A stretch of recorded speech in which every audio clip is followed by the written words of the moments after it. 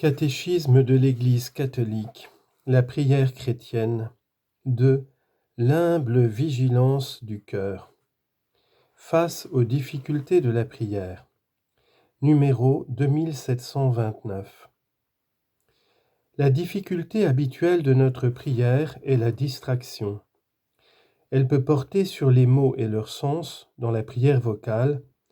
Elle peut porter plus profondément sur celui que nous prions dans la prière vocale, liturgique ou personnelle, dans la méditation et dans l'oraison. Partir à la chasse des distractions serait tomber dans leur piège, alors qu'il suffit de revenir à notre cœur. Une distraction nous révèle ce à quoi nous sommes attachés, et cette prise de conscience humble devant le Seigneur doit réveiller notre amour de préférence pour lui, en lui offrant résolument notre cœur pour qu'il le purifie. Là se situe le combat du maître à servir. Matthieu chapitre 6, versets 21 et 24.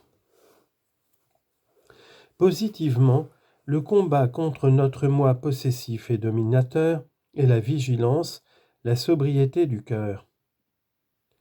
Quand Jésus insiste sur la vigilance, elle est toujours relative à lui, à sa venue, au dernier jour et chaque jour, aujourd'hui.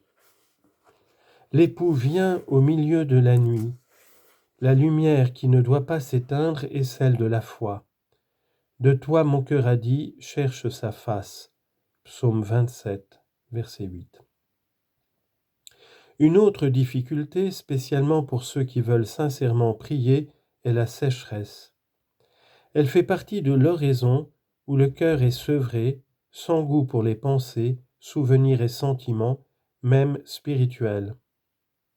C'est le moment de la foi pure qui se tient fidèlement avec Jésus dans l'agonie et au tombeau. Le grain de blé, s'il meurt, porte beaucoup de fruits. Jean 12, 24. Si la sécheresse est due au manque de racines, parce que la parole est tombée sur du roc, le combat relève de la conversion. Confère Luc chapitre 8, versets 6 et 13. Face aux tentations dans la prière. La tentation la plus courante, la plus cachée, est notre manque de foi. Elle s'exprime moins par une incrédulité déclarée que par une préférence de fait. Quand nous commençons à prier, 1000 travaux ou soucis estimés urgents se présentent comme prioritaires. De nouveau, c'est le moment de la vérité du cœur et de son amour de préférence. Tantôt, nous nous tournons vers le Seigneur comme le dernier recours, mais y croit-on vraiment? Tantôt, nous prenons le Seigneur comme allié, mais le cœur est encore dans la présomption. Dans tous les cas, notre manque de foi révèle que nous ne sommes pas encore dans la disposition du cœur humble. Citation, « Hors de moi, vous ne pouvez rien faire » Jean 15, verset 5. Une autre tentation, à laquelle la présomption ouvre la porte, est l'ascédie.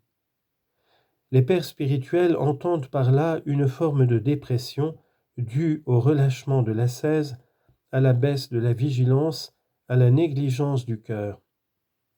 L'esprit est ardent, mais la chair est faible. Matthieu 26, 41. Plus on tombe de haut, plus on se fait mal. Le découragement douloureux est l'envers de la présomption. Qui est humble ne s'étonne pas de sa misère, elle le porte à plus de confiance, à tenir ferme dans la constance. 3. La confiance filiale. La confiance filiale est éprouvée. Elle se prouve dans la tribulation. Confère Romains 5, versets 3 à 5. La difficulté principale concerne la prière de demande, pour soi ou pour les autres, dans l'intercession. Certains cessent même de prier parce que, pensent-ils, leur demande n'est pas exaucée. Ici, deux questions se posent. Pourquoi pensons-nous que notre demande n'a pas été exaucée? Comment notre prière est-elle exaucée, efficace? Pourquoi nous plaindre de ne pas être exaucés? Une constatation devrait d'abord nous étonner. Quand nous louons Dieu ou lui rendons grâce pour ses bienfaits, en général, nous ne sommes guère inquiets de savoir si notre prière lui est agréable. En revanche, nous exigeons de voir le résultat de notre demande. Quelle est donc l'image de Dieu qui motive notre prière, un moyen à utiliser ou le Père de notre Seigneur Jésus-Christ? Sommes-nous convaincus que nous ne savons que demander pour prier comme il faut? Romains 8, 26. Demandons-nous à Dieu les biens convenables? Notre Père sait bien ce qu'il nous faut avant que nous le lui demandions. Matthieu 6, 8.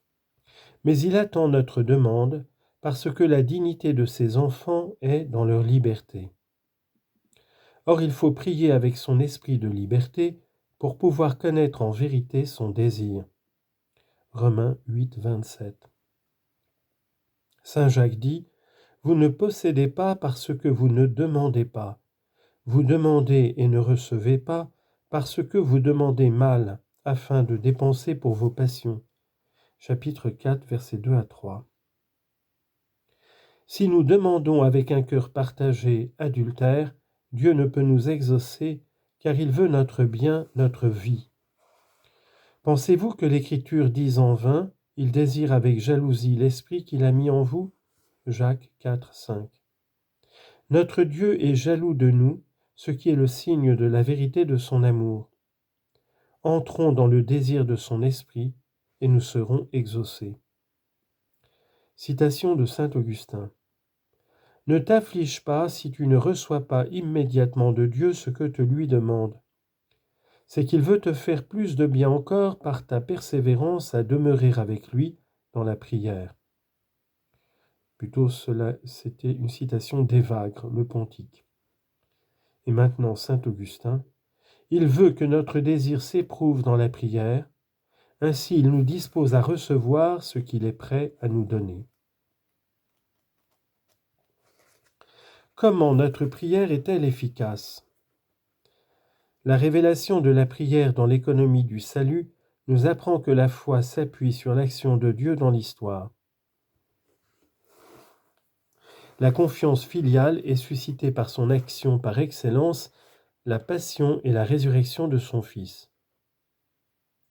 La prière chrétienne est la coopération à sa providence, à son dessein d'amour pour les hommes. Chez saint Paul, cette confiance est audacieuse. Romains 10, versets 12 à 13. Fondée sur la prière de l'Esprit en nous et sur l'amour fidèle du Père qui nous a donné son Fils unique. Romains 8, versets 26 à 39.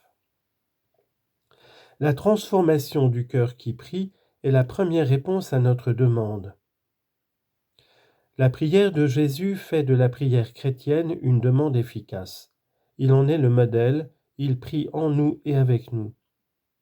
Puisque le cœur du Fils ne cherche que ce qui plaît au Père, comment celui des enfants d'adoption s'attacherait-il au don plutôt qu'au donateur? Jésus prie aussi pour nous à notre place et en notre faveur. Toutes nos demandes ont été recueillies une fois pour toutes dans son cri sur la croix et exaucées par le Père dans sa résurrection, et c'est pourquoi il ne cesse d'intercéder pour nous auprès du Père. Confère Hébreux 5, 7, 7, 25, 9, 24. Si notre prière est résolument unie à celle de Jésus dans la confiance et l'audace filiale, nous obtenons tout ce que nous demandons en son nom. Bien davantage que ceci ou cela, l'Esprit Saint lui-même qui contient tous les dons. 4. Persévérer dans l'amour. Priez sans cesse, 1 Thessaloniciens 5, 17, en tout temps et à tout propos, rendez grâce à Dieu le Père au nom de notre Seigneur Jésus-Christ. Éphésiens 5, 20. Vivez dans la prière et les supplications, priez en tout temps dans l'Esprit, apportez-y une vigilance inlassable et intercédez pour tous les saints. Éphésiens 6, 18. Citation d'Évagre. Il ne nous a pas été prescrit de travailler, de veiller et de jeûner constamment, tandis que c'est pour nous une loi de prier sans cesse. » Fin de citation. Cette ardeur inlassable ne peut venir que de l'amour. Contre notre pesanteur et notre paresse, le combat de la prière est celui de l'amour humble, confiant et persévérant. Cet amour ouvre nos cœurs sur 3 évidences de foi lumineuses et vivifiantes.